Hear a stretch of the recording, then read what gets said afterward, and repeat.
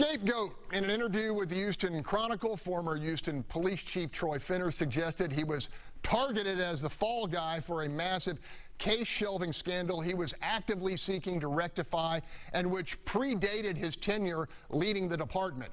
Let's go back over the numbers. More than 250,000 criminal complaints suspended without investigation, including more than 4,000 sexual assaults.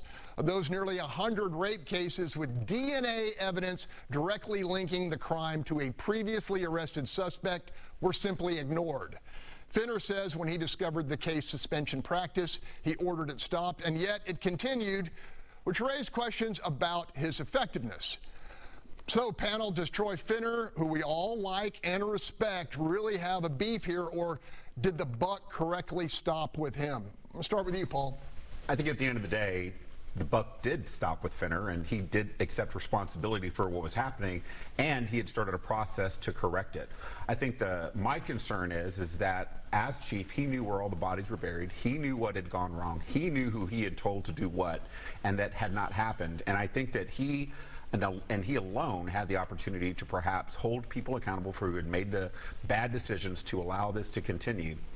I have deep concerns that we haven't heard anything about the updates from, the situation since he left. We haven't seen any reports. He was putting stuff out on the regular, and he was taking all the shots. So he was taking all the shots. He was accepting responsibility. You could have fired him after the fact, and I'm sorry to assume go. I think he's an outstanding person. Charles was talking this week, saying, hey, we have not heard an update here, and so you share Paul's concern.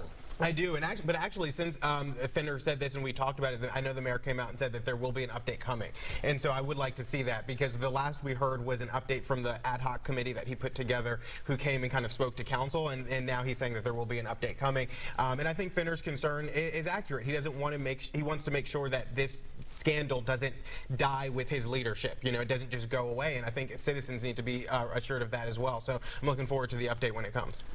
Go ahead, Marcus. That list that you put on the screen during the opening is the same list that can fall to the sitting chief now. And if you watched what took place in the transition, the new chief was in the same role, in the same police department, in the same organization, knowing the same things were going on, and the media accepted, well, I was at a meeting, so I didn't really know what happened. I missed the memo, and we just said, okay. Something's fishy about that fish. Yes, and I think we're going to get a new police chief, too. I know we're going to get a new police chief.